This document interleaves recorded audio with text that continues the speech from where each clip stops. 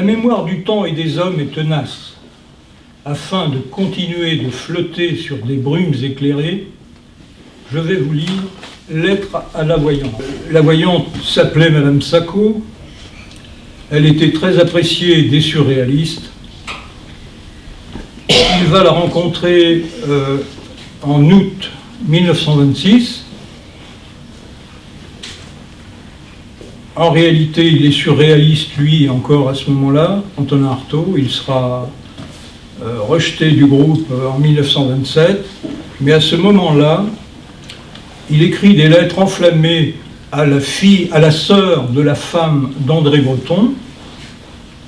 Et donc, il va voir cette Madame Sacco pour qu'elle lui parle de lui et aussi de cet éventuel amour qui pense qu'il va naître. Donc, je vous lis la lettre à la voyante.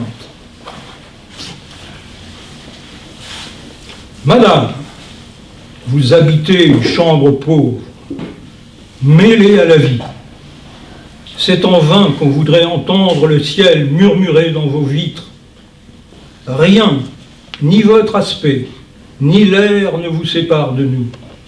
Mais on ne sait quelle puérilité plus profonde que l'expérience nous pousse à taillader sans fin et à éloigner votre figure et jusqu'aux attaches de votre vie. L'âme déchirée et salie. Vous savez que je n'assieds devant vous qu'une ombre, mais je n'ai pas peur de ce terrible savoir. Je vous sais à tous les nœuds de moi-même, et beaucoup plus proche de moi que ma mère. Et je suis comme nu devant vous, nu, impudique et nu, droit et tel qu'une apparition de moi-même, sans honte, car pour votre œil qui court vertigineusement dans mes fibres, le mal est vraiment sans péché. Jamais je ne me suis trouvé si précis, si rejoint, si assuré, même au-delà du scrupule, au-delà de toute malignité qui me vint des autres ou de moi, et aussi si perspicace. Vous ajoutiez la pointe de feu, la pointe d'étoile au fil tremblant de mon hésitation. Ni juger, ni me jugeant, entier sans rien faire, intégral sans m'y efforcer, sauf la vie, c'était le bonheur. Et enfin, plus de crainte que ma langue, ma grande langue trop grosse, ma langue minuscule ne fourche. J'avais à peine besoin de remuer ma pensée. Cependant, je pénétrais chez vous sans terreur, sans l'ombre de la plus ordinaire curiosité. Et cependant, vous étiez la maîtresse et l'oracle. Vous auriez pu m'apparaître comme l'âme même et le Dieu de mon épouvantable destinée. Pouvoir voir et me dire que rien de sale ou de secret ne soit noir, que tout l'enfoui se découvre, que le refoulé s'étale enfin à ce bel œil étale d'un juge absolument pur, de celui qui discerne et dispose, mais qui ignore même qu'il vous puisse accabler. La lumière parfaite et douce où l'on ne souffre plus de son âme, cependant infestée de mal. La lumière sans cruauté ni passion, où ne se révèle plus qu'une seule atmosphère, l'atmosphère d'une pieuse et sereine, d'une précieuse fatalité. Oui, venant chez vous, madame, je n'avais plus peur de ma mort. Mort ou vie, je ne voyais plus qu'un grand espace placide où se dissolvaient les ténèbres de mon destin. J'étais vraiment sauf, affranchi de toute misère, car même ma misère à venir m'était douce. Si par impossible, j'avais de la misère à redouter dans mon avenir. Ma destinée ne m'était plus cette route couverte et qui ne peut plus guère recéler que le mal. J'avais vécu dans son appréhension éternelle et à distance. Je la sentais toute proche, et depuis toujours blottie en moi. Aucun remous violent ne bouleversait à l'avance mes fibres. J'avais déjà été trop atteint et bouleversé par le malheur. Mes fibres n'enregistraient plus qu'un immense bloc uniforme et doux. Et peu m'importait que s'ouvrissent devant moi les plus terribles portes. Le terrible était déjà derrière moi. Et même mal, mon avenir prochain ne me touchait que comme une harmonieuse discorde. Une suite de cimes retournées et rentrées émoussées en moi. Vous ne pouviez m'annoncer, madame, que l'aplanissement de ma vie. Mais ce qui, par-dessus tout, me rassurait, ce n'était pas cette certitude profonde attachée à ma chair, mais bien le sentiment de l'uniformité de toute chose, un magnifique absolu. J'avais sans doute appris à me rapprocher de la mort.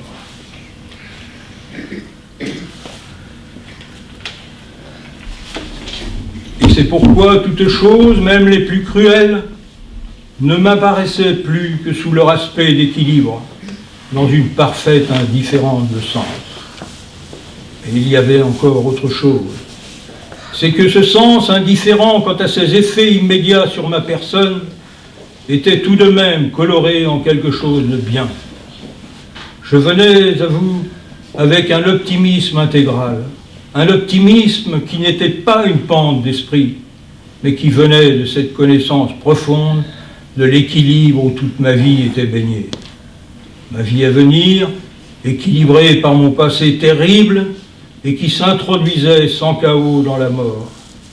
Je savais à l'avance ma mort comme l'achèvement d'une vie enfin plane, et plus douce que mes souvenirs, les meilleurs. Et la réalité grossissait à vue d'œil, s'amplifiait jusqu'à cette souveraine connaissance où la valeur de la vie présente se démonte sous les coups de l'éternité. Il ne se pouvait plus que l'éternité ne me vengeât de ce sacrifice acharné de moi-même, et auquel, moi, je ne participais pas. Et mon avenir immédiat, mon avenir à partir de cette minute où je pénétrais pour la première fois dans votre cercle, cet avenir appartenait aussi à la mort. Et vous, votre aspect me fut dès le premier instant favorable. L'émotion de savoir était dominée par le sentiment de la mansuétude infinie de l'existence. Rien de mauvais pour moi ne pouvait tomber de cet œil bleu et fixe par lequel vous inspectiez mon destin.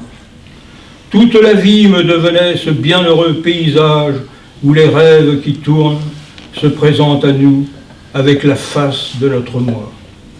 L'idée de la connaissance absolue se confondait avec l'idée de la similitude absolue de la vie et de ma conscience. Et je tirais de cette double similitude le sentiment d'une naissance toute proche, où vous étiez la mère indulgente et bonne, quoique divergente, de mon destin. Rien ne m'apparaissait plus mystérieux dans le fait de cette croyance anormale où les gestes de mon existence passée et future se peignaient à vous avec leur sens gros d'avertissement et de rapport. Je sentais mon esprit entrer en communication avec le vôtre quant à la figure de ces avertissements.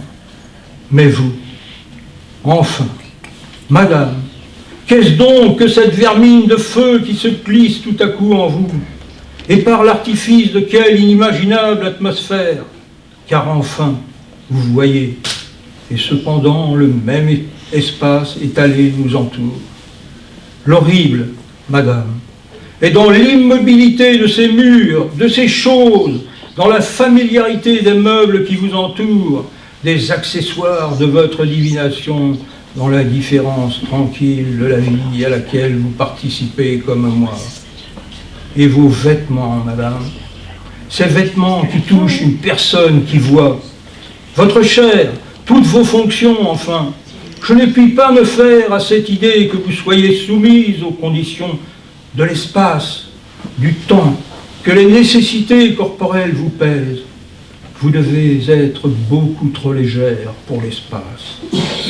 Et d'autre part, vous m'apparaissiez si jolie, et d'une grâce tellement humaine, tellement de tous les jours, jolie comme n'importe laquelle de ces femmes dont j'attends le pain et le spasme, et qu'elles me haussent vers un seuil corporel. Aux yeux de mon esprit, vous êtes sans limite et sans bord, absolument, profondément incompréhensible, car comment vous accommodez-vous de la vie, vous qui avez le don de la vue toute proche, et cette longue route toute unie où votre âme, comme un balancier, se promène, et où moi, je lirai si bien l'avenir de ma mort.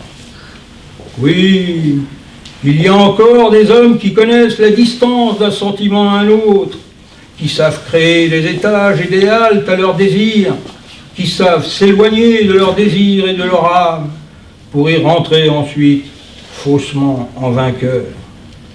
Et il y a ces penseurs qui encerclent péniblement leurs pensées, qui introduisent des faux semblants dans leurs rêves, ces savants qui déterrent des lois avec de sinistres pirouettes. Mais vous, honnie, méprisée, planante, vous mettez le feu à la vie, et voici que la roue du temps d'un seul coup s'enflamme à force de faire grincer les cieux. Vous me prenez tout petit, balayé, rejeté, et tout aussi désespéré que vous-même, et vous me haussez, vous me retirez de ce lieu, de cet espace faux où vous ne daignez plus faire le geste de vivre, puisque déjà vous avez atteint la membrane de votre repos. Et cet œil, ce regard sur moi-même, cet unique regard qui est désolé, ce regard désolé qui est toute mon existence, vous le magnifiez et le faites se retourner sur lui-même. Et voici qu'un bourgeonnement lumineux, fait de délices sans ombre, me ravive comme un vin mystérieux.